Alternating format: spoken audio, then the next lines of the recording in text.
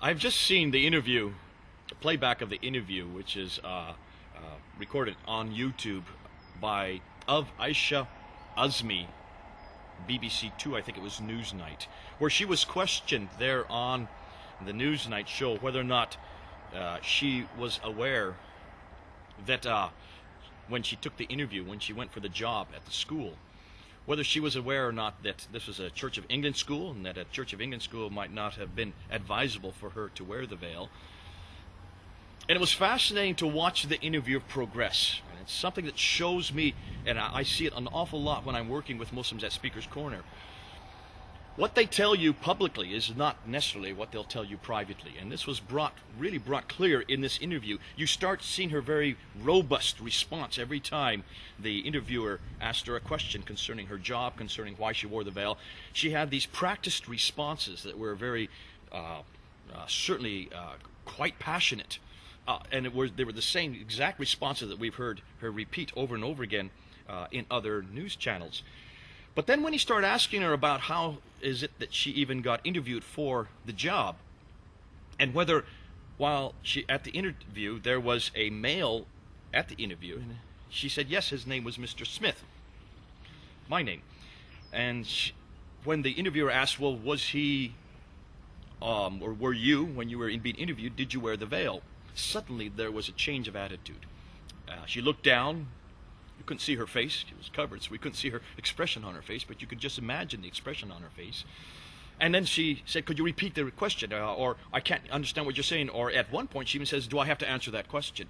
And it was obvious that she was very uncomfortable. We didn't have to see her face at that time. It was obvious from just her nonverbals of her body and the way she tilted her head that she was very uncomfortable with the question. And when the interviewer pressed her on it, that she was actually being interviewed for the job with her face uncovered. It was not a problem at that time. Suddenly it's now a problem now that she's in the classroom situation. She can't have any male colleague see her face. That was a contradiction in terms, and also that this was disingenuous of her to do this. She finally had to admit. And I thought it was a fascinating example of what we know as the public versus the private face of Islam. This is the public face that many Muslims will show you when they're in a discussion with you, when they're arguing with you. But when you finally take them over and you get close to them, you get over a cup of tea at a neutral environment, when that relationship does form, you start to see the private face. We saw it in just a 5-minute segment of interview there on Newsnight just a few nights ago. And it concerns an awful lot of us as to why this has to happen. And I think it's something that we need to be aware of. I've asked many of my Muslim friends why they do this and why they don't give us that first face, that private face from the very beginning, so we know who we're dealing with. And so we don't have these embarrassments like Aisha Azmi had there in front of national television, in front of the whole world. And the response that I've got from some of my Muslim friends is this: well, when Muslims live in this country, or when they live outside of a Muslim context, when they live in a Western context, they are in what they call Dar al-Harb, which means house of war. They come out of Dar al-Islam, house of Islam, into the house of war. And the word itself, the word that is given, the word that is used, describes exactly what the context that they live in. They live in the context of war. And when you're in the context of war, you can say anything you want.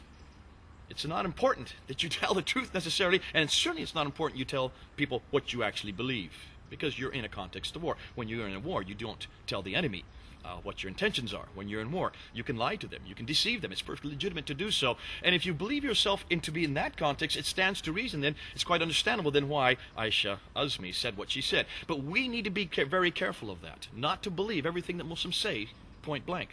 It's not that I hate Muslims for doing this. I can understand their viewpoint. It disturbs me, however, that many people are being duped by it.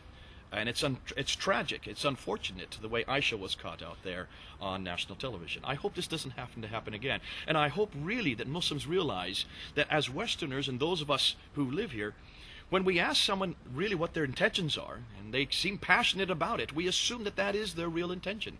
We assume that they really believe what they say. We assume that they are consistent in their beliefs.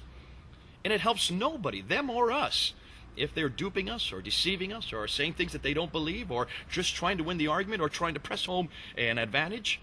It doesn't help anybody, certainly in this kind of debate.